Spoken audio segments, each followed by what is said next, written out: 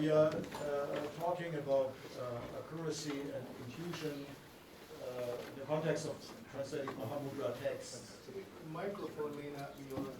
Ah, Yeah. okay, yeah. And also, it's, for those who just walked in, I'm encouraging everybody who wants to look at the screen to come sit directly in front of the screen. You're going to be able to read what I did better.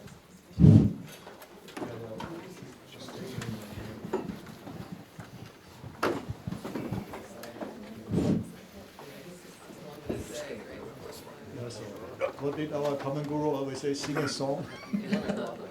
Okay. Okay. Sing it again.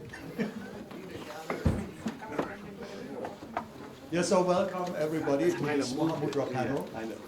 And we are supposed to talk about, accuracy and intuition. And I have to admit, I have to be very intuitive, to find a topic related to that. Because, this tension between accuracy and intuition, you have it basically, in all fields of studies.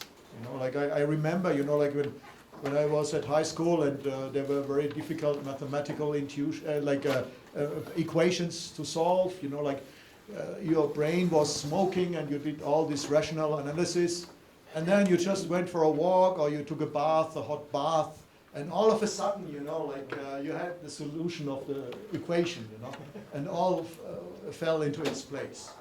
So, I think, when you translate, Mahamudra texts, it's a little bit the same, I mean, you are analyzing a Tibetan text. I mean, of course, Carl, I know, everything refers to the ultimate, which is beyond duality, and there is no subject, there's no object, and all that. I agree with that. But, I mean, there is language, right? I mean, there is Tibetan. I mean, we are dealing with language. I mean, we are analyzing, or at least, I mean, when you are translating Tibetan, I mean, we were not learning Tibetan when we were young, so we don't know it, just as our mother tongue. So we have to learn it, we have to study it, we have to analyze it. So we learn the vocabulary, and we are analyzing the grammar, the syntax. We try to identify the subject, the object, the predicate. The adjectives, and and then we choose subjects and predicates and objects and adjectives in the target language. But then you read at what you have translated, and it doesn't make sense, isn't it? I mean. And then, you find out that there are different texts, and they have different readings, and they contradict each other sometimes. And then you find, your text quoted, in other texts, in other Tibetan texts. And then, you have a Sanskrit original, and you look at the Sanskrit, and things are getting really complex. And, rational analysis is only leading you to that point. And then you have to make a choice, you have to somehow relate, what you are reading, to your experience or whatever, or just intuitively, when the solution of the equation came in the hot bath tube, you need this kind of inspiration, or intuition, to, and sometimes, somehow, or you get an idea what it means, but doesn't necessarily mean that you really understood it. You go to a Kempo, you tell him what you understood, and he says, oh, come on, forget it. But this is, we are working between these two poles, and I think there is no difference whether you are a Buddhist practitioner or working in a traditional Buddhist context, or whether you're an academic. I think, when it comes to Mahamudra text, it's basically the same situation. So now, I don't like to take too much time now. So we decided, to divide our 1.5 hour, that's what is left now, isn't it, into two parts. And Elizabeth, is going to present, a few examples, from Dakpo Tashi Namgyal's Dabe Usa, and we'll discuss, a few older translations, and why, you need to have a look again, at these translations and improve them. And in the second part, I will just, address the problem of how to deal with quotations from the Indian material, when, of course, Tibetan translations of Indian texts are quoted. So how do you read that? How do you deal? Most of you probably have noticed that, when you have a quotation from the Kalachakra or something, it's really difficult to understand sometimes. Or Mula Madhyamaka Karika is the same thing, And so how do you translate, And so I'm going to address this problem in the second part. Now, I give you the word, and please start, Elizabeth. Okay, thank you. I think I'm going to stand here. So okay, so we should have done that before. I can do it. Yeah.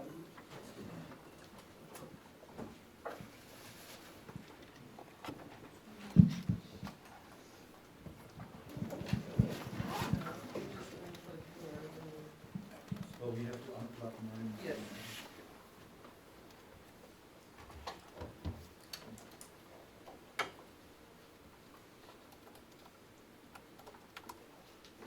It doesn't look very good.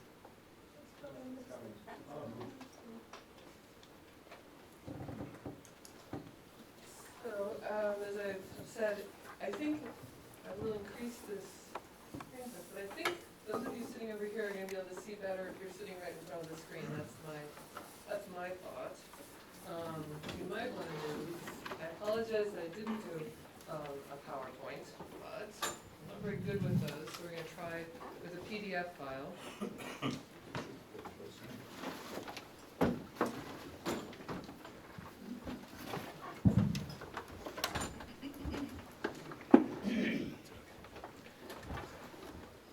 So I'm thinking about translating Mahamudra texts. I do think a lot about accuracy, and I also think about what might be inspiring to the people who are reading it. Or another way to say it is I think about accuracy, what we can just, for convention's sake and simplicity's sake, hopefully be just convey the meaning of the text as is sort of generally understood by people who are well versed in the subject. But then there's also another thing that we're trying to do, which is have an impact, or inspire, or transmit. And so with practice texts, particularly Mahamudra texts, you want to try and combine those two. And I think we all know when we sit down to translate the steps that we go through. We know it's about analyzing the words, the phrases, thinking about technical terms, how we may translate them in more technical ways, less technical ways, and think about phrasing and sentences and all that. But then there is, as Klaus was saying, something else that happens, something else that we're trying to bring out in our reader, whoever that may be. And there are some steps that go into this process, I think. And so what I wanted to do is show you some examples from this text that I've been working on for a while now. Dakpo Tashi Namgyal's Chakchen Dao User. And show you a bit of the process that I go through to try and bring out maybe a conversation. I know we don't have that much time, and so we'll see how that goes. One thing I want to say at the beginning, though, I've been noticing in our conversations as a group, whether it's the whole group or a small group, we tend to focus on words. Like, how do you translate what word? Or do you use Sanskrit? And we all sort of devolve into that discussion. Fascinating as that may be, I have come to a point in my life where I want to say I want to agree to disagree on most things. Now, there are terms that I haven't made up my mind on, and I'm very interested to hear what people think. But I don't know that we're going to have time to do much if we end up going that route in this short time period. So I actually want to stay away from that as much as possible. Another thing I want to say about Mahamudra text is, for those of us who have been trained in our particular tradition, mine is Karma Kaju, it's often one of the things that we are introduced to right from the beginning, maybe the thing that most inspires you about the tradition, it is for me. And so we're quite used to the text and the style of language, and we sometimes think it's quite easy to translate, you know, after you learn Tibetan. And in some ways it is, but when you come to a text such as this one that I undertook, which is quite long, I think we need to do more than what we might do if we're just sitting on the cushion translating for a lama, giving, pointing out instructions, where we have to respond like that. In this case, I think we need to think about the author's tone and maybe what he's intending, looking at whether it's a formal type of text, whether it's an informal style is called for, how to mix up, how to incorporate or mix in technical terms, maybe, but soften the way it's presented so that you still preserve that technicality that might be brought out by someone commenting on the text. That's another thing I should say. Most, I think up to now, all the work I do, I expect will be taught by lamas, teachers, khenpos in Tibetan and then translated into English. So I have in my mind also not just the reader, but also someone teaching it from the Tibetan and how will it stand up for with their commentary, which I can maybe imagine. Research. Reading the references and sources of compilation. So in a text like this, what you discover is that possibly none of it is original writing. It may all be from different sources, some of which I've identified, some of which I haven't. And I think that that can really help inform your understanding of the world that the author was writing in. And I'll have one example that shows that. Another one is, of course, you have to know how to edit your writing. And it can't be overemphasized. Consistency, issues of consistency throughout your text, and also consistency with how the author is using terminology. Okay, so with that, I'm going to try and start with my first example. And this is from the section on Shine, shamatha. So can you all see, is this big enough for you to read? And would you all like to, can you read from here? Yeah. Oh, okay, good. Okay, good. Oh, so in this first, I think as everybody knows, Namgyal's Chachandar Uzer was translated by Lobsang Lumpa about 40 years ago. It's a pioneering work done at a time when there wasn't very much translated into English of that type of literature. So he had no real context. He's often trying to come up with the terms on his own. So I brought, and more recently, Tralakramshe taught the text and also gave an oral translation at the time, which has been transcribed and published. So we have these as references, and I have them up here to just illustrate some points. It's not to say there's right or wrong, just it's different approaches to translation, and then you'll start to see like what mine is. So in this case, we're the I think you can see my pointer. So even to start with, this is the heading. It's Shine Gone Tripa, and the subsection is Lupe Mikmani. So even here, we have the question of, well, of course, do you use Kamabiding or Shamatha or some other translation? You can see I already decided I'm going to use Shamatha. But that's not the question for me. But the question is Tripa, even here. So it does mean to guide or lead. But that's very awkward in English, so settle on instructions. Lupe mikvah. So in these texts, mikvah often is just the object of meditation. But in this context, for Lupe mikvah to say object of meditation for relaxation, and then when you read the text, that doesn't make any sense. So you have to be more creative. Technique. In the first part here, it says, Ngar Drimpe se, Tokpa Chara Tamche Gakpa Tar Songne, Sem Singe Yerewe, Home Chiktu Sechipar, Chun Gupe Tabo Chungzing Mide La. So this is a point for relaxing, but it begins by saying, previously when you were tightening, so right here with Drimpa, we have a big question. What do you do? I know that in our culture these days, people feel very stressed and uptight, and people don't like the word tight. And I've been told this a lot. And I think previously I translated it as maybe tautness, to get at that idea of kind of alert in a positive way. But now, I think we need to get over that. And I think so if not, this is not up for debate. Sorry guys, I have a deadline. I'm already done with You can, argue with me after it's published. So you've got this, polarity between Drimpa and Lupa. So I picked something which I think, conveys it very immediately. And relaxing was the other. Just, I'm not going to talk about loosening anymore. Just it's relaxing, tightening and relaxing.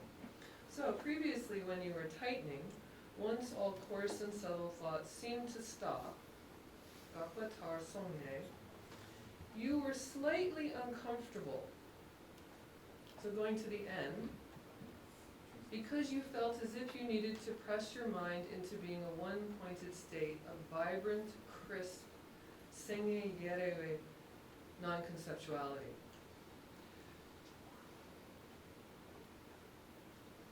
Maybe you would all come up with the same approach to this.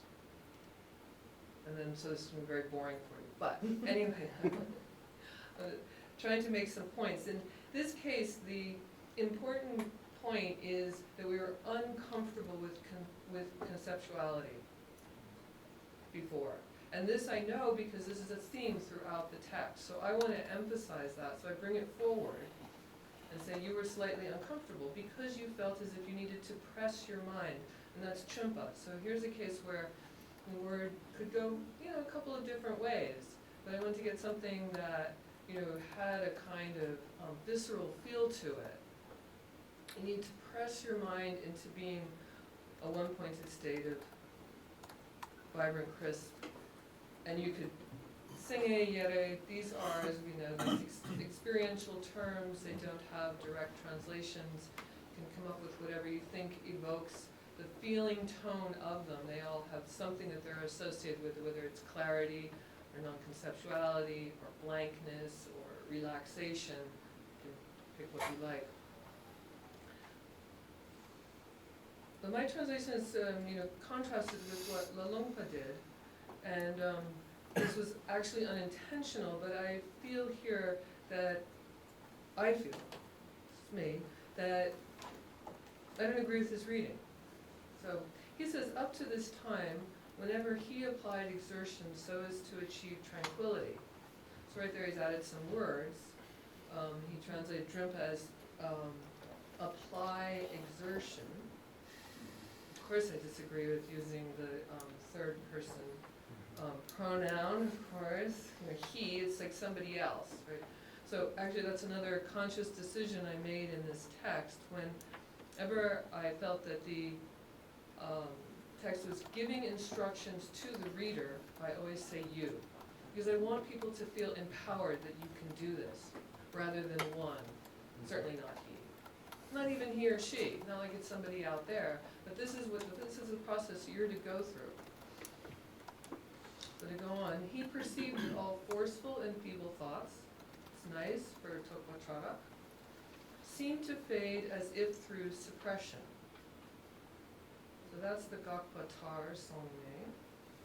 The part I have trouble with is when the mind became momentarily so serene and still that the meditator was obliged to control it with one-pointed attention. It was not an easy condition.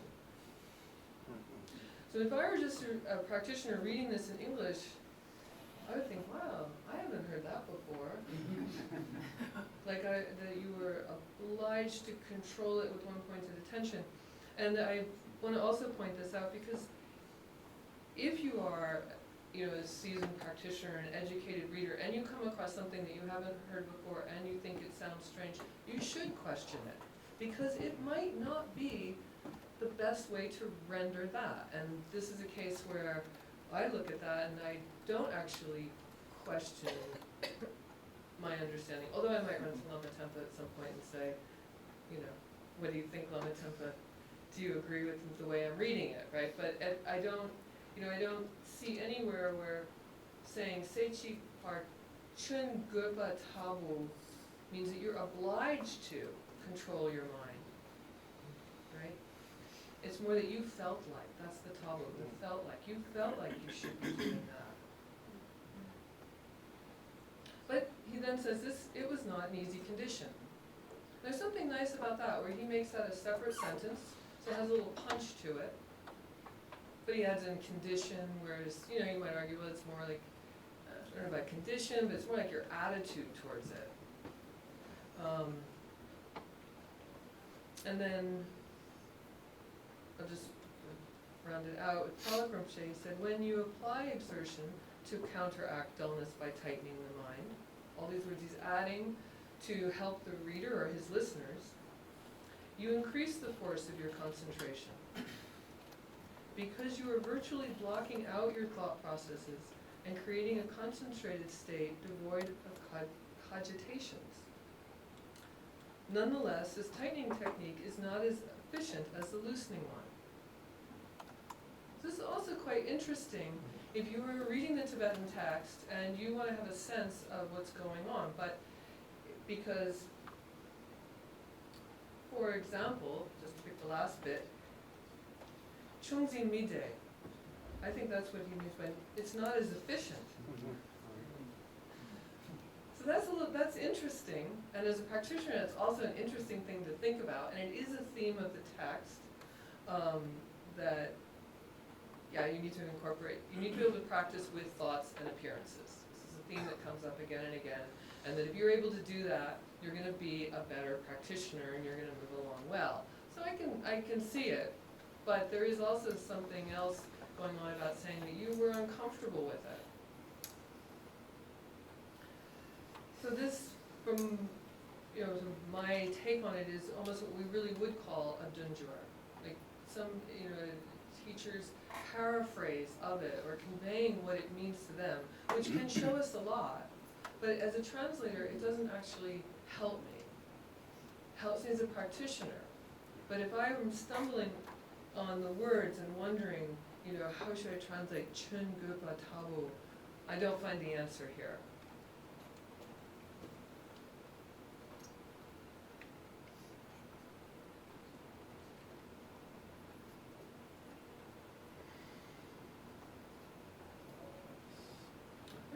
I know I'm talking a lot, and I have a couple other examples I would like to get to, so I'm going to jump down to the last one here, this last sentence that's going on, where it starts, Tokpa Trawit Seyang, Drempa So Zimpana, Tokpa Deni Gaindu Machorwa, Marti Chirik Lenji Shine Nepe Tengdu Chamji Droada. Again, this is stuff we hear all the time, all the phrases are familiar, the words we know. So we have choices to make, though. Because I do find, even though I'm saying we're all familiar, that we know it, when you start to take it apart, to translate it, and then put it together in English, I don't know, there's more to think about than I might have felt first reading. So again, of course, some subtle thoughts arise. If your mindfulness can be resilient, so this is the so-zimba. So so-zimba means to be self-sufficient or independent. So you think about, what is drempa when it's so-zimba? I came up with resilient. If it can hold its own. Topa deni, gayin dumi chorwa. So again, gayin can sometimes be to be, to be free, to be let go. So in some cases it's being used in a positive context in Mahamudra instruction, something we should be doing, letting our mind rest freely, let go, unrestrained. But here, it's saying that if we can not have thoughts be kaying. So again, I took, maybe you might say a little bit of liberty, so not just chorwa as in lost or stray, but rather to not let thoughts seize control. So again, it's a little more visceral and experiential and graphic, hopefully, but maybe kind of get at the, again, I keep talking about experience, the feeling of it. Mindfulness holds its own, it's resilient, and thoughts don't seize control. So then we have that sooner or later they completely subside, and it proceeds with ease right within stillness. Now in this case, I'm not that happy with it as a translator. There's like a part of this which is unsatisfying, and that's the shine nepe. So here we have shi and ne of shine, of shamatha. And you can't, as a reader, necessarily identify that in Tibetan. So I feel, yeah, maybe I didn't do the best job possible. So the subside is the shi, and the stillness. So sometimes I translate nepa as abiding, and sometimes as stillness. So if it's used to my style, they will kind of get that. But it doesn't pop out at you, shamatha, right? The way this will for people in Tibetan, reading Tibetan. So this is a compromise I made with myself. This is my choice of how I, decided to render this. To rather not try to reflect that technical thing of, somehow getting that calming and abiding in there, but rather go for trying to say it how I think it should be said in this context with leaving that part out.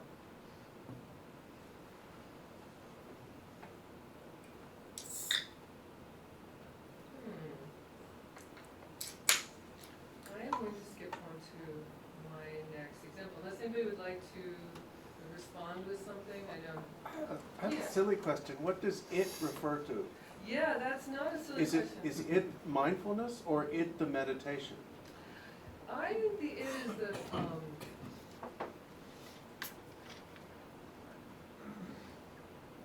oops.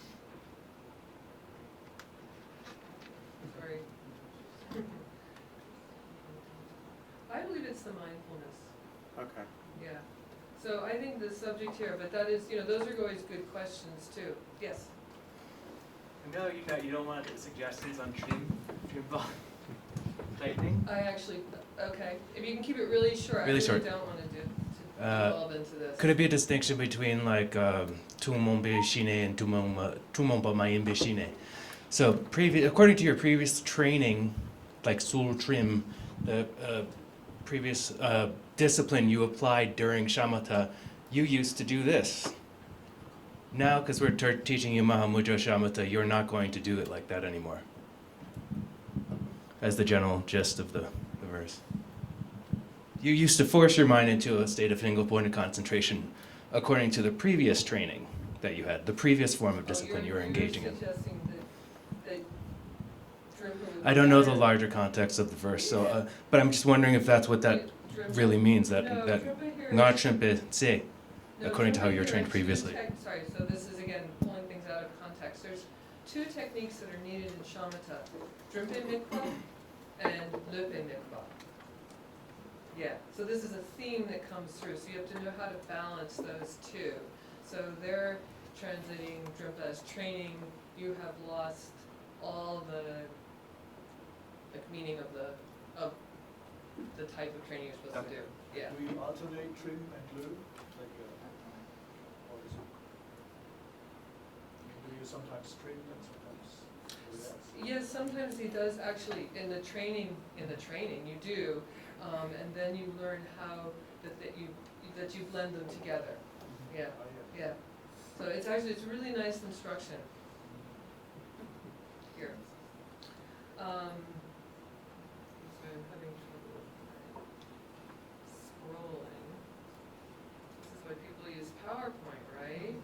Okay. For me, yeah.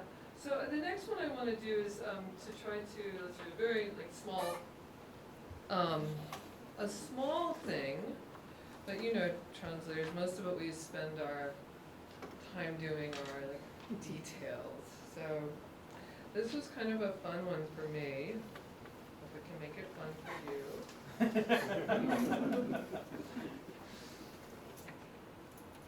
This is a quotation from Mahāmudrā. And then jumping to the second set of 3 lines because that's where the interesting thing was. First part's very easy. Yeah,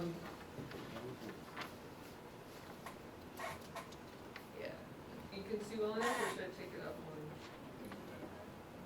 Sorry, you can't get it all on the screen. You alright with this? Yeah. Okay. So, Shaksar Tengdang Tongsa Cham Nipe Dreame Jungjorna Linchi Chager Gomparcha. So I had never seen this expression that we find in the first line before. A little bit bigger? Offer your seats closer up too. Unfortunately, I lose but we can do this. This will be alright.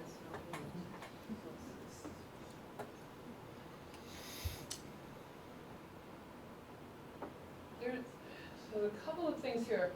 One thing to say, which I think everybody here knows, but let's say it anyway. You know, Tibetan texts are very hard to proofread, and it's wonderful all the digital inputs that are being done these days, but there are 2 problems that we have, of course. One is that people make mistakes and they don't see them, and the other is that they think there's a mistake in the original text and they change it, and it was not, and they're not footnoting them. So when I worked on this translation, I had 2 wood blocks to refer to, plus 2 new inputs and the digital text. This was actually the mistake and the reason I sent the file again, because the digital input, it turns out, had changed the text. And this word teng, without a sa, this means shaksar teng, on top of the place you rest. But with a sa, it changes the meaning. And when, but then you have to question which is right. Yeah? So how do you figure out in a text which is right? Of course, you can ask teachers, and they will have their responses. And that was actually the first thing I did.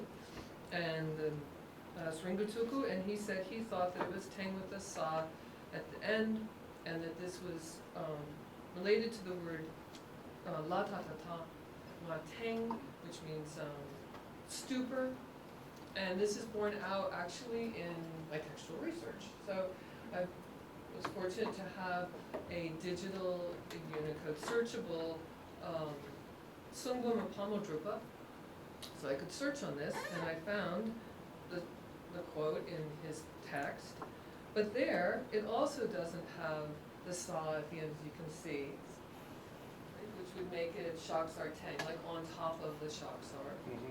But if you continue to search in his sungbum, which is huge, so if you don't have a searchable text, you could never do this. But you do find a place, as you can see down here, but in blue, where it's very clear that it is the word stupor. There it is, the la ta ta ta ma teng. And then this makes more sense, and it's more interesting also. But it also makes more sense because, as the second line says, these are faults. So what are these faults? They are being stagnant, or you could say in a stupor, but stagnant where you rest, shaksar teng, and tangsar cham. Cham we know means to wander off. And tong is to let go, get rid of. But you have a parallel construction in Tibetan of shaksar, tongsar. So then that also presents an interesting dilemma, because wander off to what you're to let go. Sorry, that's what I said. Wander off to the place that you let go. Well, that doesn't make sense. So this is how I ended up saying wandering off to what's to be let go. So this is the two things. If you're resting in shamatha, you can become stuck in your resting place, or you can wander off. These are two basic things. That isn't that interesting or novel, but I found that the expression of it was. It was something for me new, and that makes it fresh and interesting. And then also had some, exploration in sungbums and texts, and can back up then why it should be, the reading should be tang with a sa. So I would encourage people who are working in these texts that to look in the earlier works, if you can, to try to discover sometimes more about what you're finding, whether it's in citations or even within the prose sections, where it's possibly unattributed quotations. And then in the last line we have cultivate unification with the conate state. So we definitely don't have time to discuss this. But it would be nice to know how to do that. To discuss how to do it? How to do it, or how to discuss the terminology. Whoa. We had a long discussion on it. It was quite nice. I only really want to. Do I need to stop at 5:30? You still have time if you want to. It's up to you. We can open the floor for questions and answers. You can bear with me. I have one more thing I wanted to look at. Which wasn't like any more to say. So this is from another section of text. The way to sustain the practice of meditation, Tokpa Lamdu Chetsul, process of taking thoughts as a path. And here, the actual text is, instructions are, it's nothing difficult, nothing unusual. But what is unusual, at least for me and for many of us, is the three terms that are being used, the three ways to take thoughts as the path, Tokolam de Chetsul. And I have 4 translators, renderings of this to work with, which I found very interesting and helpful. Let's see if I can do this fairly quickly. So this is from Gampopa, comes from his Sungbum. So we have Lalumpa, Tralik Rinpoche, Karl Brunholzer, who translated a text in your latest book of Gampopa's teachings that use these 3. So I, of course, is happy to see that and see how you went at it. And Ulrich Craig, who's done a lot of work on Gampopa. So the 3 terms are Tre Jom, Ching Nyak, Meg Trul. And each one is explained. So let's see if we can do this sort of concisely. So the first one is Tre Jom. The Tre means to meet, and Jom, I think, means to destroy or conquer. And the 4 translators. So Lalumpa said, recognizing the contemplative identity. Tralik Rinpoche, recognizing the nature of objects. Karl, trouncing upon encountering. And Craig, quelled as soon as they are encountered. And then Elizabeth. So, and then mine, impact of meeting. And the reason that I have done this, so So tre is the meaning, obviously, but it's the big question is, what is this jom for me? I think each one of the 4 translations shows us something else, shows us some facet of this term, and then in mine it adds a 5th.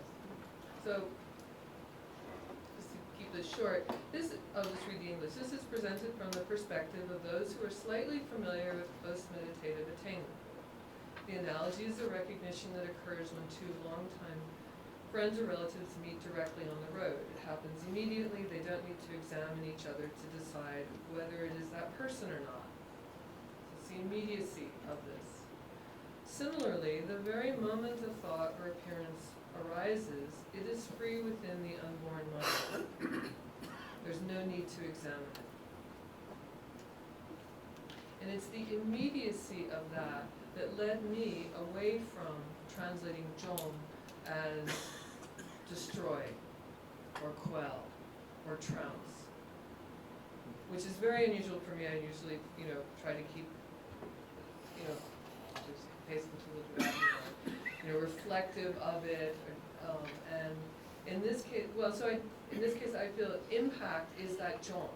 So meeting, and it's immediate.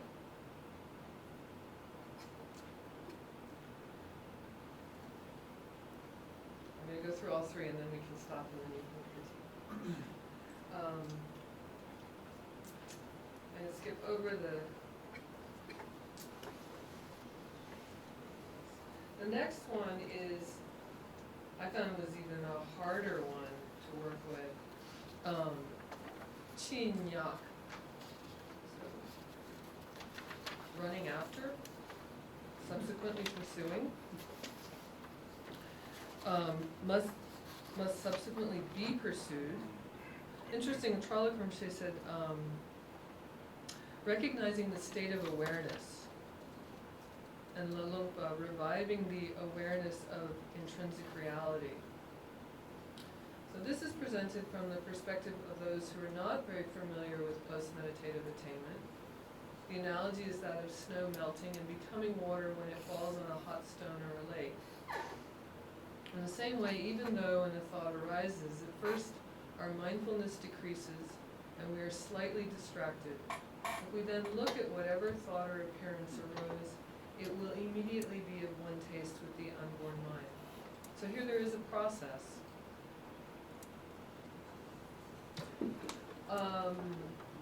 And I think it's a question of how much you want to emphasize that process in how you translate it. So I think, my first response was the same as like Carl and Craig, which is pursuing subsequently.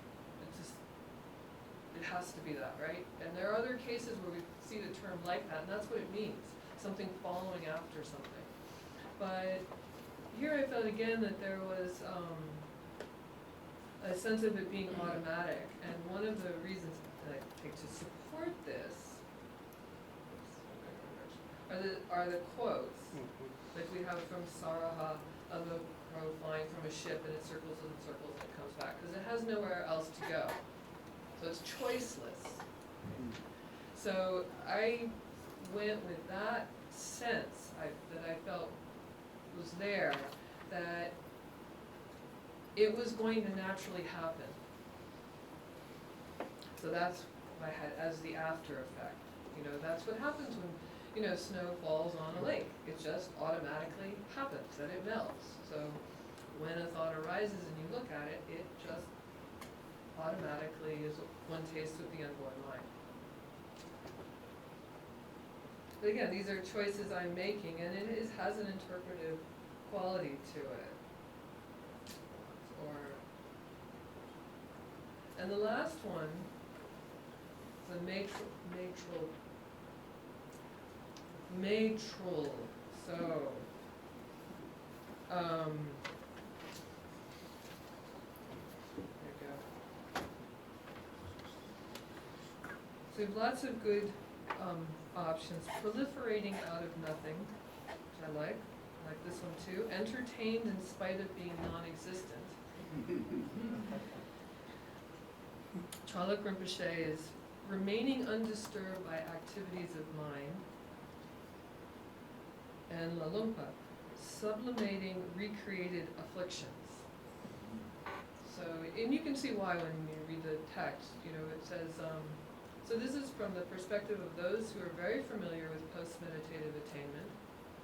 The analogy is that of fire in a forest. While a small fire is threatened by wet wood, fierce winds, and the like, when a strong fire races through a forest, it is aided by the trees, grasses, and fierce winds. Correspondingly, even when most of our thoughts and appearances manifest as unborn, again we should conjure up or arouse thoughts and appearances that weigh heavily on our mind or are very unpleasant. They too will manifest as the play of the unborn mind. So this one, I think you can be, there are a lot of options, you know, with this meg trul, non-existent, what have we got? Proliferating out of nothing, that's what our thoughts are. Entertained in spite of being non-existent, it's quite nice too. Remaining undisturbed by the activities of mind. So again, getting more at, say, the dunjur, you're trying to explain it to people, what it is. And Lalungpas, which I love, sublimating recreated afflictions. But anyway, I opted for something else, which is to go with the may as in non-existent and fantasies for trul. Again, trying to get at the idea, so our mind imagines things, it fantasizes a lot. We don't usually use that word that much in translations, so I like that quality.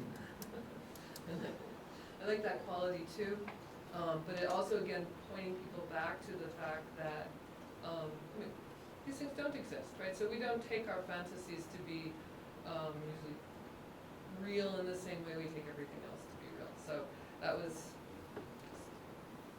how I got it out. And because we're, you know, don't have a lot of time, I'm going to stop talking about the text. I had some other examples, but this is enough just to give you a sense of, again, how to take things apart and kind of try to put them in a way that's easy for the reader to get meaning, how to do some research on verse or terms that maybe look unfamiliar and figure that out. And then also sometimes when you see these like expressions, you know, how to maybe think about them a bit more to really convey the meaning, but also keep, you know, your sense of integrity to the original.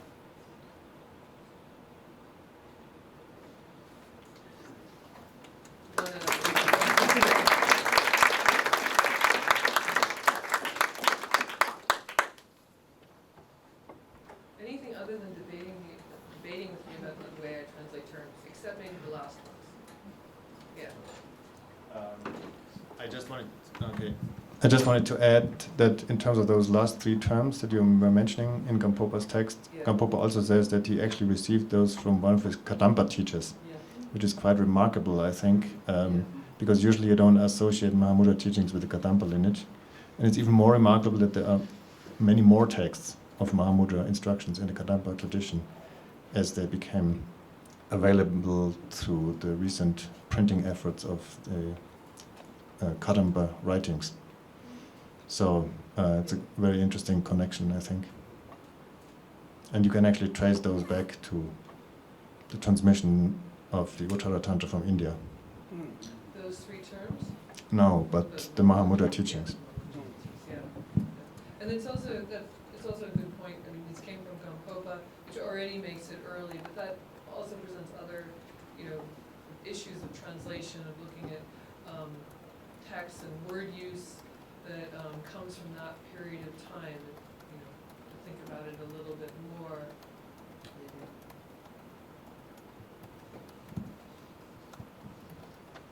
We don't talk about terms. We have nothing to talk about. I have a question, because this is kind of out of context. It looks as though the first two are what will happen depending upon your, what will happen automatically depending upon your degree of training, and the third one is a technique for enhancement. Is that correct? Yes, exactly. Okay. Yeah. we also, yeah. So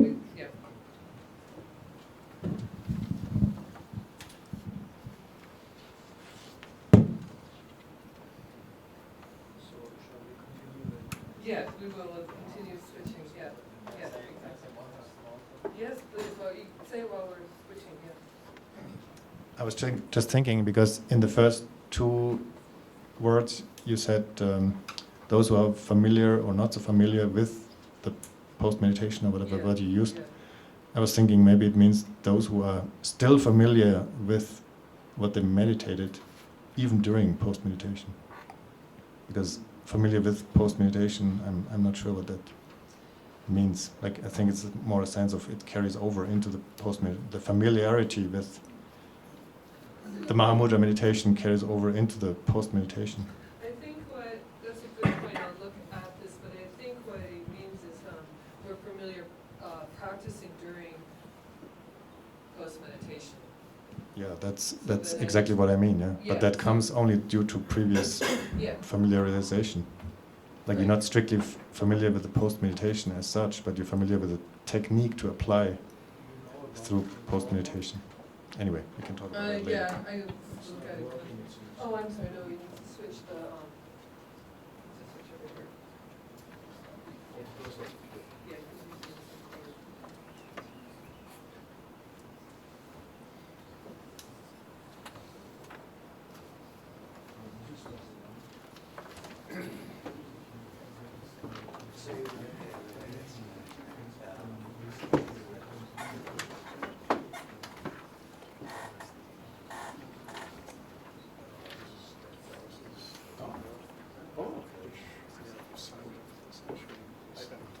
Oh, as a email. Yes. Sunrise on the Green Hill, Right. on the Puna track. In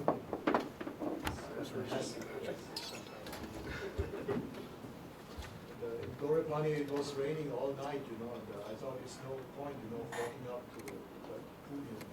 But then I tried it all the same, and when I reached the peak, the clouds opened up, and there was this fantastic sunrise, with Mahamudrā, the band.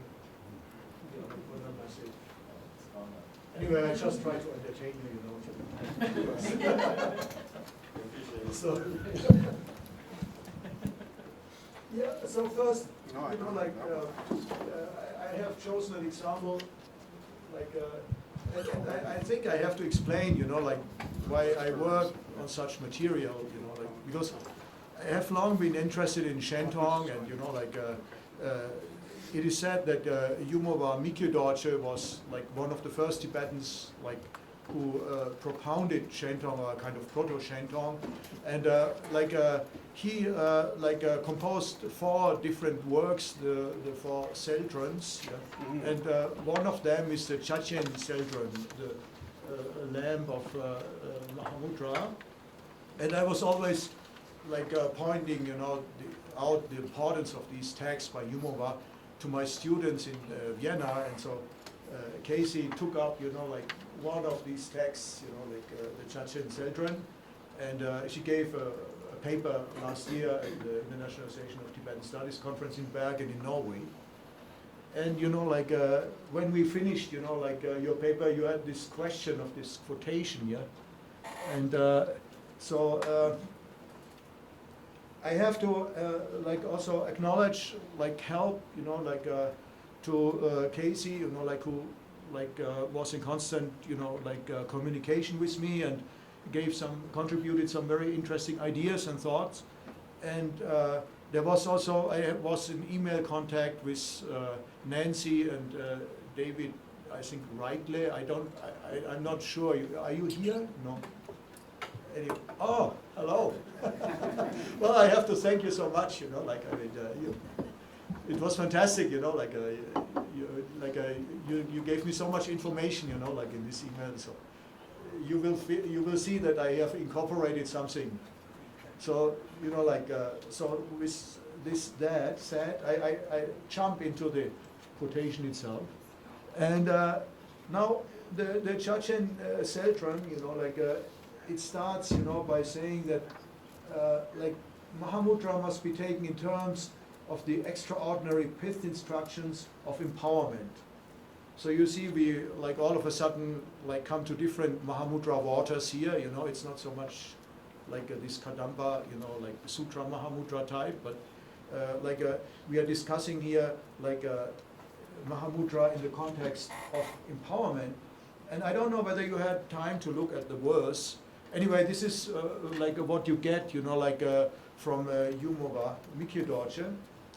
And well, it starts by Cha-cha chela chichak pa. Well, that's already a little bit funny, you know. I mean, not funny, but I mean a little bit.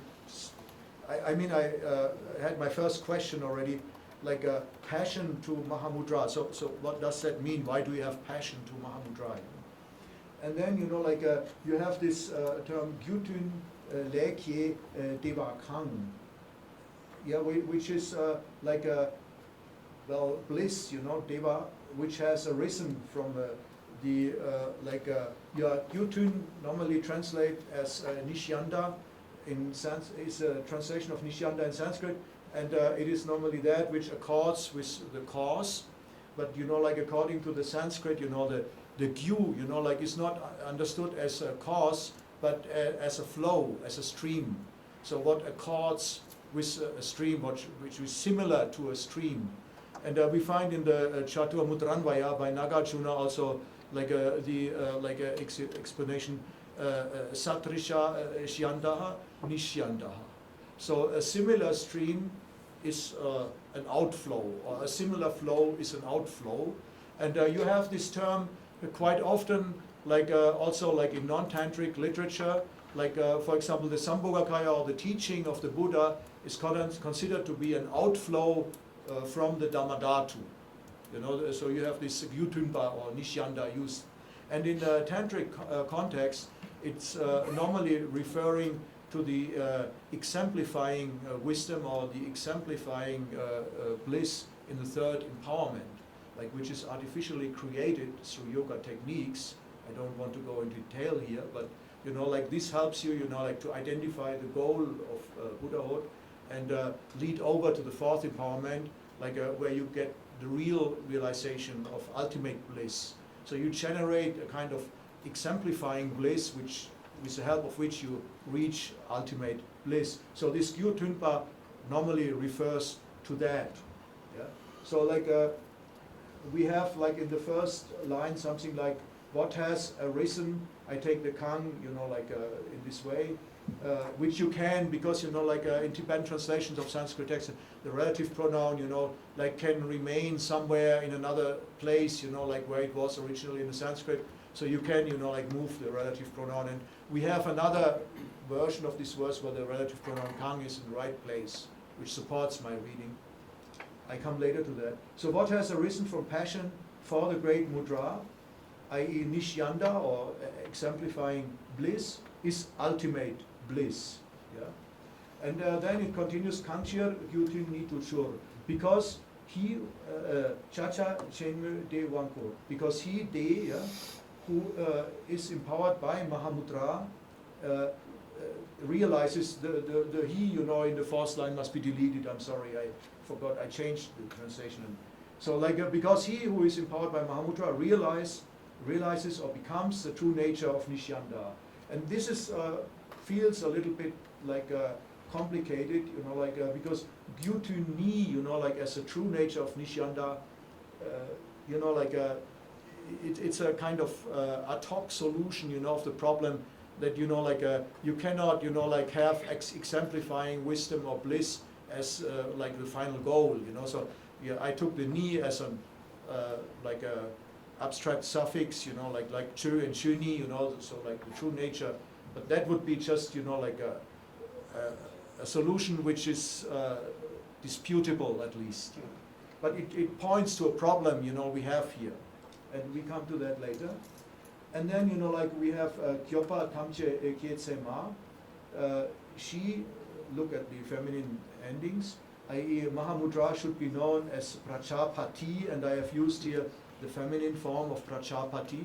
Like the Prachapati is normally the law to generate the whole world, and here in this context you know, like it is like either the yogi, you know, like who generates, you know, like all the bodhisattvas and buddhas, you know, like in the final empowerment, you know, like the deities in the different chakras, up to the Kala chakra deity at the like crown chakra, and you know, like and then you know, like he is also called the creator of all protectors or all buddhas. Now I knew, of course, you know, because I had read the Sikodesha already, which is like a short text from the original Kala chakra tantra. The Adi Buddha, called the Adi Buddha, which is not available anymore. We only have an abbreviated version of the Kala Chakra transmitted. But the Sikodesha, the empowerment part of the original, like Adi Buddha, original Kala Chakra Tantra, is still available. And like in parts also in its Sanskrit original. Now, what I did, you know, like, because I knew already, you know, like what you have to change and correct in this verse, but I first give you, you know, like the verse as it is, and I tried my level best, you know, to translate something which I knew, you know, like was not correct. So just, you know, like to see, you know, like how you develop in the process of translating.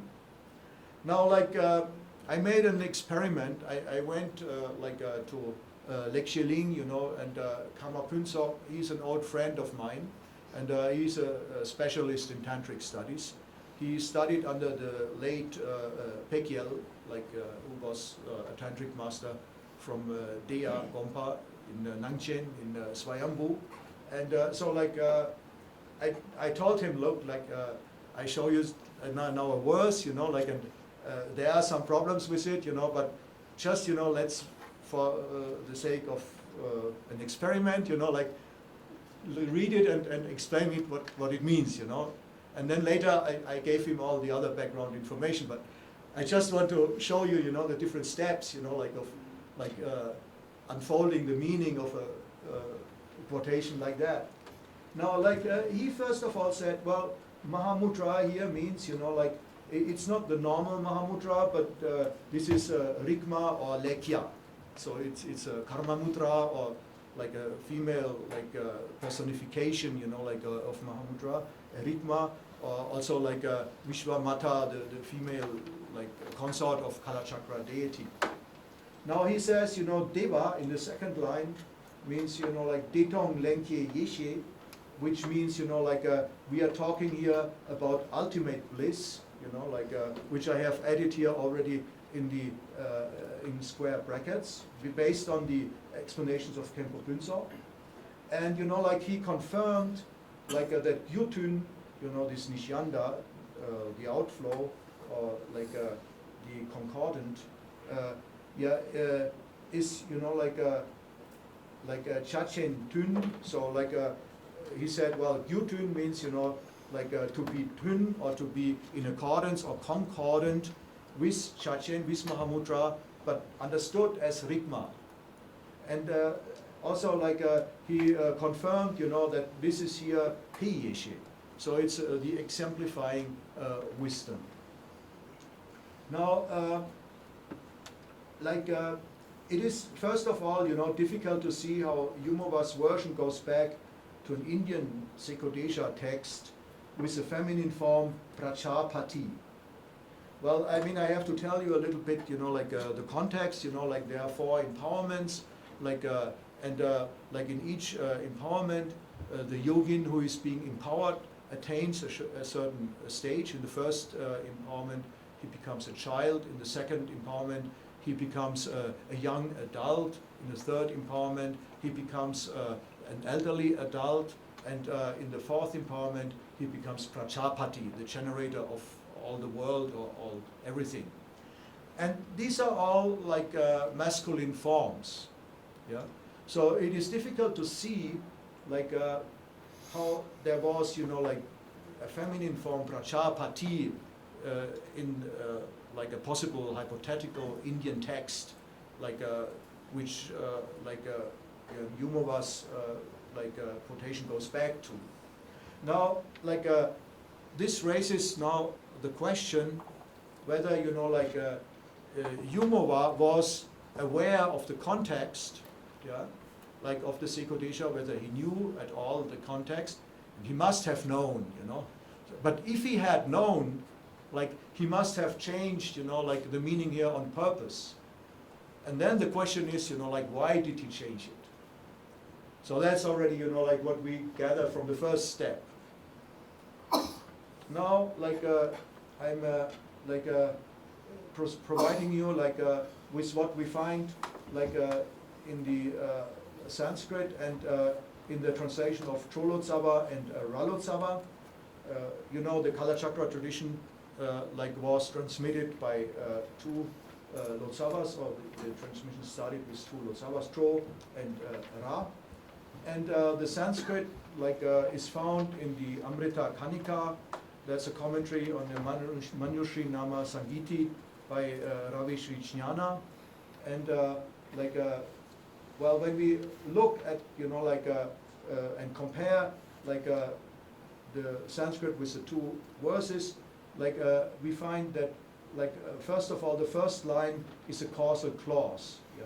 So we don't have just not only passion for Mahāmudrā, so but we have because of passion to Mahāmudrā, or as a result of passion to Mahāmudrā. And now, you know, like we have Keva, Yume, Devani, and then like now we have, you know, like in like Ralotsava, we have Yutun Le Kie. Yeah? So like instead of Yome, yeah, we have Yutun. Now like Yome like translates Nishspanda, so free from vibration or without vibration. So when you reach, you know, like the fourth empowerment, like you are kind of like beyond vibration, which results from the activities in the third empowerment. And now, like when you look at the Sanskrit, like you find Nishspandata. Yeah? So like Yome like translates Nishspanda, and like Nishyanda is looks very similar. Like when you read like the Sanskrit word Nishyanda, you could easily mistake it as Nishspanda and the other way around. So like this shows us, you know, like I mean that, you know, like if we read Nishspanda, you know, like we all of a sudden get a much better meaning, you know, of the verse. And it looks like, you know, like that Nishyanda is simply like a misreading, you know, like of the original text.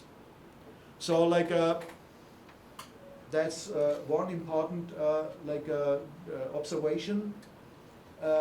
Like further, you know, like we have like Sherab Chenmo instead of Chacha Chenmo. So instead of like Mahāmudrā, we have in the translation of Cholotsava the translation Sherab Chenmo, which would be the great Prajñā. Yeah?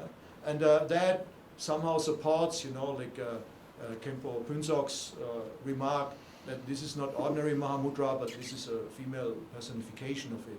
Because the great Prajñā, you know, is probably Vishvamata or another like personification. Now, like as I told you already, the verse, you know, like from of the Sanskrit we have from the Amrita Kanika, and that Amrita Kanika was of course also translated into Tibetan.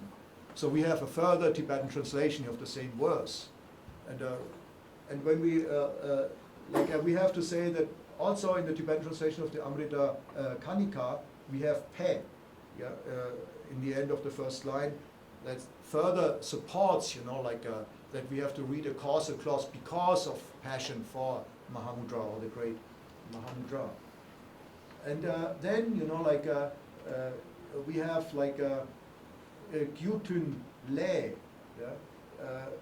And that, you know, Le, when we compare to the Sanskrit, like I put it in bold letter here, like translates an abstract suffix tach. Yeah?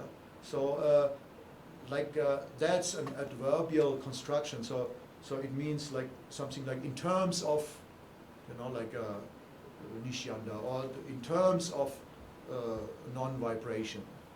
I mean, and that, you know, like is very important because, you know, like we are misled, you know, together with the Kieva, you know, with a bliss which has arisen from the nishyanda, but the layer, you know, it's not really an ablative, but it's like an abstract, an abstract, you know, like suffix with an like adverbial meaning. Yeah. So the key, you know, like when we look at now the Sanskrit, like we have like yat chatam. Yeah. So what has that which has arisen? Yeah. And then Mahamudrā anuragat, from passion for the great Mahamudrā, and then we have is bliss without vibration, you know, like a nishspanda. Now that's fitting much better because, you know, this verse is explaining the fourth empowerment.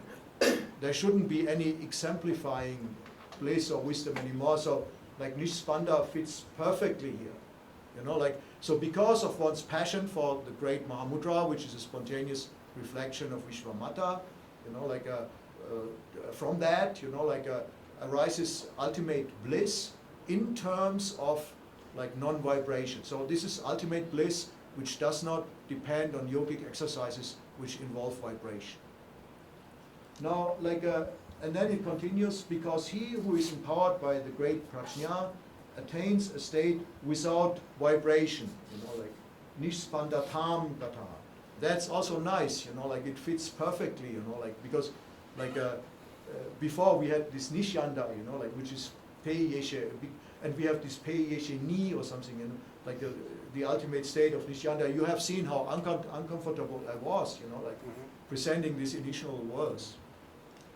And then, you know, like, yeah, we have like, he should be known as Prajapati, the creator of all protectors. Yeah? And well, there is an explanation, like we have Naropa's commentary on this verse also, like available in Sanskrit and Tibetan, and it says, like, as for Mahāmudrā, she is a reflection emerging from space, and from passion for her, that means meditation on her, a meditation that is carried on in its own sphere, arises bliss that lacks vibration.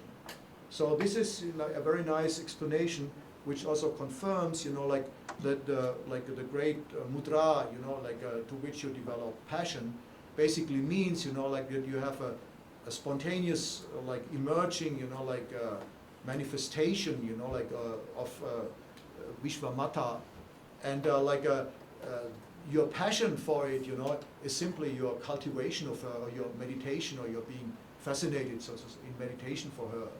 So that's a very nice explanation by Naropa also on this. Now, I mean, you have seen how far away we are already, you know, like from the original quotation, and I like to cut this a little bit short now, you know, like. Now, like, I just want to make a few like final remarks on this example.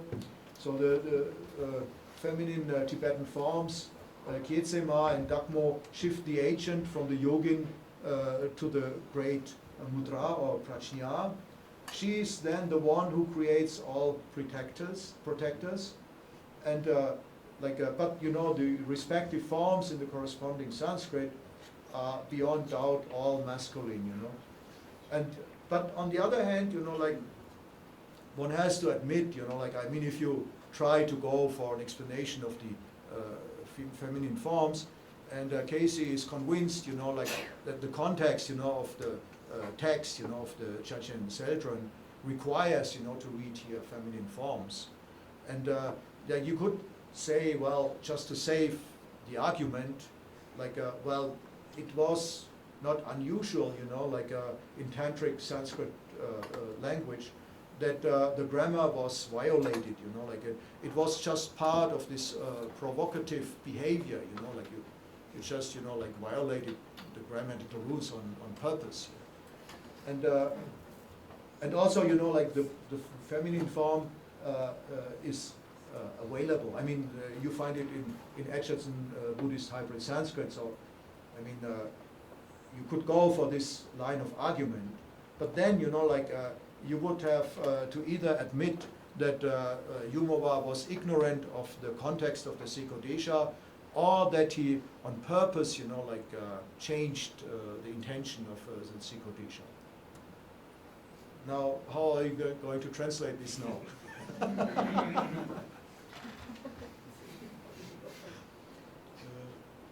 I mean, you know, like the question is, you know, like if we retain the original Chacha, Chela, Chichakpa, it's a little bit a problem, right? I mean, having seen, you know, like what the Sanskrit does and all the other texts. Now, like we can either, you know, like say, well, there's a different tradition, but you know, like we could also say that there was a later scribal error, you know, like because when you have looked at the original texts, you know, like they are just, you know, like full of mistakes, you know. I mean, like most like Ume texts in Tibetan, and it's so easy, you know, like to read a pa instead of le, or a pe instead of or a pa instead of pe, you know, like when you imagine the Ume script. I mean, so that means, you know, like Yumowa would also have read a causal clause, and would have agreed, you know, like with like because or as a result of one's passion for Mahāmudrā. But then the Gyutun, you know, is a little bit strange, and there is, you know, like a problem, you know, like because, you know, in the original Ume script, you had instead of kie, you had dang, and so like it was only in the later like Uchen like version, which was published in 2010, that it was amended to kie. So you could see that there was a problem, you know, like with this Gyutun, and you know, the arising from a Gyutun, you know, because Gyutun normally like means like refers to exemplifying wisdom of the third empowerment. Yeah. Anyway, this was my first example, and I'm maybe moving on to another one. So like maybe I just summarize, you know, like what we have here, you know, like first of all, you know, like we need to like critically, you know, like compare like a quotation with what we find in the Tensure or in the Kanshur, and then we have to look for like quotations of this verse, you know, in other texts. Plus, you know, we have to look whether like there was a Sanskrit original, and you see the result of that. Yeah. So, I mean, at least, you know, like we understood what the verse means, right? So because of one's passion, you know, to the great mudra, you know, like one bliss like arises, you know, like in terms of non-vibration. So, like because, you know, like in the fourth empowerment, the great mudra like naturally or spontaneously manifests. Because of that, you attain ultimate bliss, which is free from vibration. So that's the meaning of this verse. Now, I have chosen a further example from the Chachen Dabe Öser by Dakpo Tashi Namgyal, and yeah, this example, you know, like just shows you that, well, it would have been better not to have done any research at all, but just translate Dakpo Tashi Namgyal, because when you compare, you know, like the quotation from the Seganedisha Panchika to the Tensure and to the Sanskrit original, you get misled and you get a wrong idea, you know, like of the definition. I'm going to show you in a moment. So I try to balance my presentation. You know. So like, well, you know, like I have given here, you know, the passage from Dakpo Tashi Namgyal's Chachen Dabe Öser. I just read out my translation here. Like in the Sika Nyadesha Panchika, well, that's a commentary by Maitripa's disciple Ramapala on the Sika Nyadesha, which is like Maitripa's explanation of empowerment. Like we find. Then, given that impresses its seal, mudra, on the three other seals, which is Karmamudra, Dharmamudra, and Samyamudra, Mahāmudrā is both great, Maha, and a seal. So that's technically speaking an analysis of a Kamadariya compound. Very nice grammatical explanation of Mahāmudrā. So like the great seal, you know, is great because it imposes or impresses its seal on the other seals, you know, like on the Karmapa and the Dharmamudra, you know, like the other means, you know, like which you use to practice. And then, you know, it continues, Chepe Maompa, and that's now important, you know, it is beyond analysis, and its nature is non-abiding, you know, or without foundation, if you want. It is made manifest by the diligent and continuous cultivation of the wisdom of the path, and so on and so on. Yeah? Now, like when we look at the Sanskrit, which was edited by Isaacson and Sfera 2 years ago, it came out, like we find like that, you know, like I'm not giving you now the details of the Sanskrit, but you know, like the negation, you know, chepe maompa, the negation is missing in the Sanskrit. You don't have a negation. So like it means like it is like reached by analysis. Yeah. And but then, you know, like if you have this like a compound as it is read in the text, you know, like you have vichara, akata, and apratishtana, and then rupa, marga, then it like describes the path. Yeah. So like then, you know, like it would be a path which is reached by analysis and which is non-abiding, which is fine, you know, like but because you, of course, you reach the path by analysis, but this is not the point here, you know, like I argue, you know, like, but just adding, you know, like a small like akshara a and including the negation particle and disconnecting the compound, you would have, you know, like 3 different attributes qualifying Mahāmudrā. And after all, you know, it is Mahāmudrā which is defined here. So it doesn't make sense, you know, like to have 2 like very like important attributes qualifying the path, because it's not the path which is being described here. But you know, like the missing negation particle. Well, this reading is also supported by the textual. Yeah. But you know, like the negation you have not only in Dakpo Tashi Namgyal's text, but you have it also in Tashi Ösa's, who was a disciple of Kongtrul Lodro Thaya in Palpung Monastery. He had written like an analysis of the Indian Mahamudra works, and he also like has, you know, like the Mahamudra definition without the negation, with the negation particle. Sorry. So it means, you know, like Mahamudra as like explained in Dakpo Tashi Namgyal's text, which is beyond analysis, yeah, and whose nature is non-abiding, you know, like which means not without foundation, and which is made manifest through continuous cultivation of wisdom of the path. Now, like just to like back up like my analysis in the Sikanadesha and the root text, you know, like by Maitripa, Mahamudra, you know, like is like equated with apratishtana, you know, with non-abiding, you know, like and one verse further down, like Ramapala then explains that apratishtana, the non-abiding, is inexpressible wisdom that does not come from analysis, but is effortless, occurring in its own sphere. You know, so you have these 2 like attributes, you know, like non-abiding or not having a foundation, and you know, not being reached by analysis, like in the immediately following verses of the root text as a qualification of Mahamudra. So it makes perfect sense, you know, to read, you know, like this definition the way Dakpo Tashi Namgyal does. So in other words, you know, like if we had just remained blissfully ignorant and just read Dakpo Tashi Namgyal, we would be perfectly fine, you know. But I don't like to encourage you, you know, like to not investigate, you know, like. But it's not always like when you compare, you know, the original like Tanjore and the Sanskrit, it's not always as spectacular as I've shown you in the first example. So sometimes you're also disappointed, right? But you know, like this is how it is. Well, now, I don't know like how much time we have, you know, like, I mean, we have to stop at 6:30, isn't it? Yeah.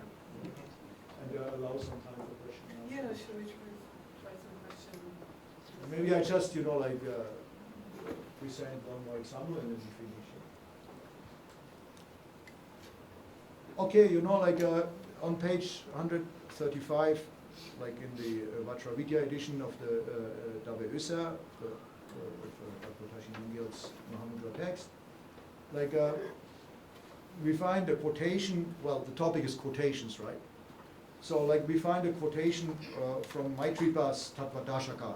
So that's what Dakpo Tashi Namgyal tells us. And, like, the context is just a general etymology of Mahāmudrā. Yeah. Then, you know, like, I just quote now from Dakpo Tashi Namgyal's text. It says, you know, it is great in the sense of means, so Mahāmudrā is great in the sense of means and insight being united as a pair. So this statement is supported by the following quotation. Yeah? And it is said, you know, like by Dakpo Tashi Namgyal, that this is from Maitripa's Tattvadashaka, which is one of the short, like, texts from the, like, cycle of Amanasikara. And, like, well, it goes like Tap Tang Sherab Nyam Chorwa, Gompa Choki Ne Chorpa, and Chacha Chempo Nyam Chorwa. So, like, well, you would somehow say that, you know, like, the meditation somehow like of union, or which is the union or unification of means and insight, yeah, is supreme. Yeah, well, I mean, Nelchorpa actually means yogin, you know, like, so it's a little bit, you know, like, you couldn't say supreme yoga, but you have to say supreme yogin, but this is a little bit a problem, right, because you're talking about this meditation. And it is the, like, yeah, union with, or the unification with Mahāmudrā. Now, I suggest, you know, like, to amend, you know, like, this, like, verse here, and say, instead of Nelchor Pa, we read Nelchor La. So it is supreme meditation for, like, you know, in terms of the great yogin, and Nelchor, you know, can refer also to the yogin, but if you have the La, you can fit it into the sentence. Now the problem, you know, like, that occurs now is that when you look, you know, like, to the Tattvadashaka, just to find out, you know, like, what kind of reading should we take, you won't find the verse. Well, then you look at Sahaja Vajra's commentary on the Tattvadashaka, and then you find it, you know, like, but, you know, like, again, you know, like, the verse in the commentary is not by Sahaja Vajra himself, but, you know, like, he had quoted this verse from Jnanakirti's Tattvavatara. So, like, we are talking about a quote of a quote, right? But finally, you know, like, you get the original Tibetan. You have Tap Tam Sherab Nyam Chorwa, Gompa Ni Nelchor Chok Ki, genitive Ni, and Chacha Chempo Nyam Chorwa, Gompa Runi Gyalveshe. Now, you know, like, in the second line, you know, like, you all of a sudden have, you know, like, the supreme yoga, you know, like, or the supreme yogin in the genitive. And then, you know, like, you have this particle ni, emphatical particle ni, but, you know, that makes this line unmetrical. So, like, you violate the meter by adding ni. Now, but if you don't have the ni, you know, like, what would you do? You know, like, you would take the genitive, Nelchor Chok Gi, and connect it to Chacha Chempo, which would give a completely wrong meaning, you know.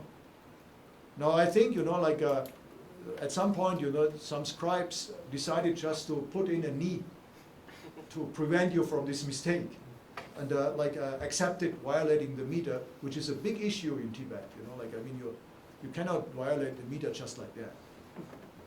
Now, like, further research shows like that this verse was quoted in the Subhashita Sangraha, a late Sanskrit text which was not translated into Tibetan and which was edited by Bendel, the Indologist, famous Indologist, who got texts from Nepal. And so thanks, to the Subhashita Sangraha, we finally have the Sanskrit version of this verse. And now we have Prajñopaya Samayuho, so that's the union of insight and means. Bhavana eva, so is simply meditation, is meditation only. And then we have Akra Yoginam, so so that's the supreme yogin, Akra Yogin, in the genitive plural. So the genitive in Sanskrit can be genitivus objectivus, so it's used like a dative. So it means is meditation, or precisely or simply meditation for outstanding yogins. And now we have all of a sudden a solution of all this problem. We know why the genitive is there, and why there was a knee, just to make sure that to connect it to the following Mahamudra. And also, now you understand why I like to read Nelchor La, because this would be a perfect translation of the Sanskrit, actually. Well, I mean, I think, there is much more to say about the context, but there is not enough time for that, I think I have shown you, what you can do, by identifying quotations and look for Sanskrit equivalents and where they are from, and so you can improve very much, a translation of a text by doing that. Well, thank you very much.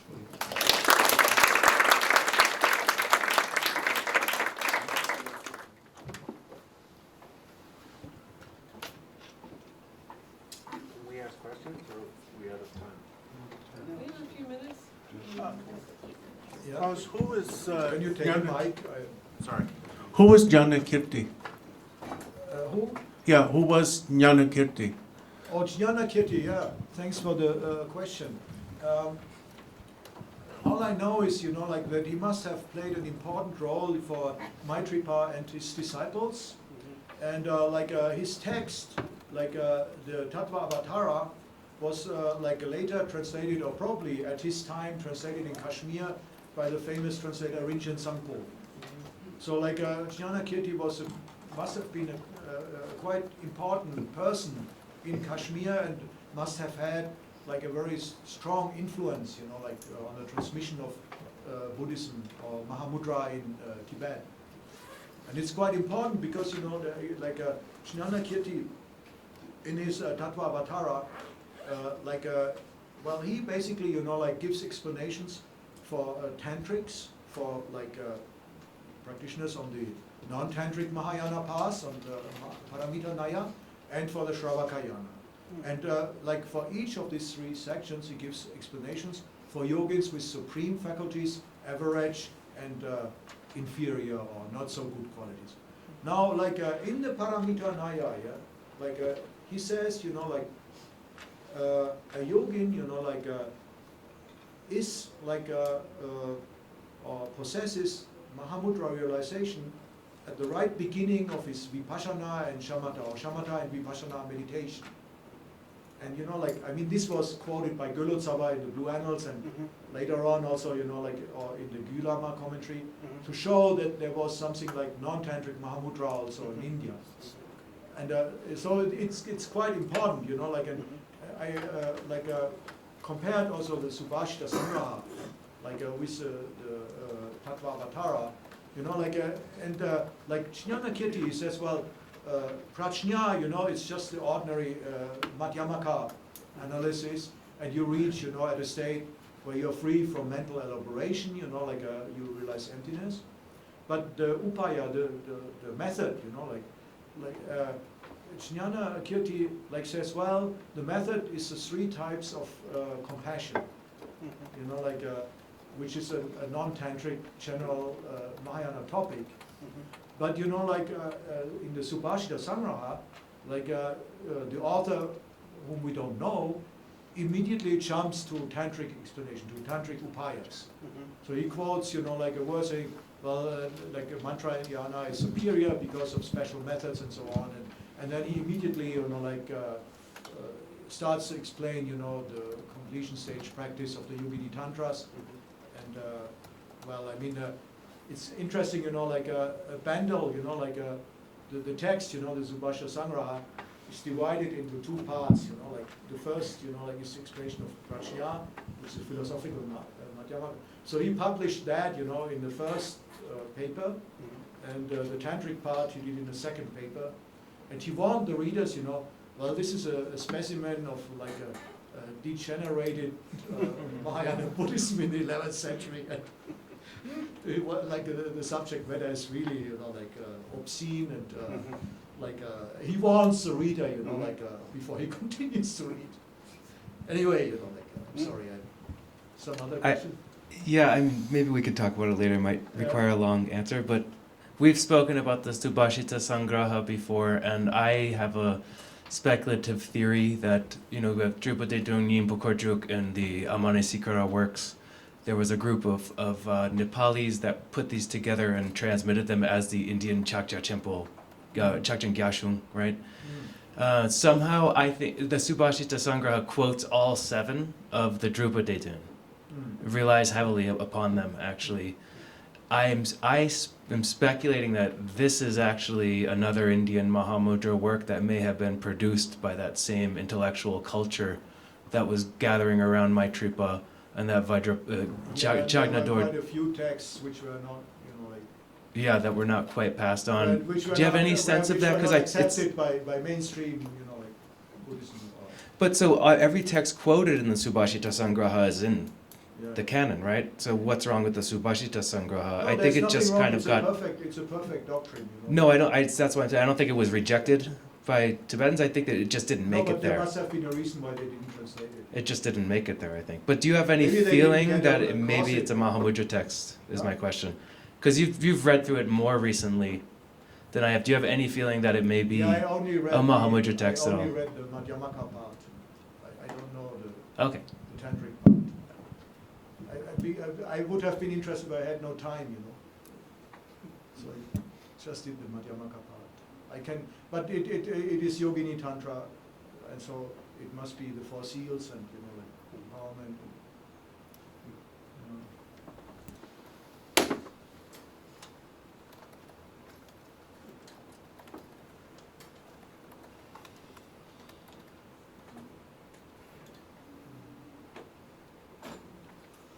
Well, I hope I didn't discourage you.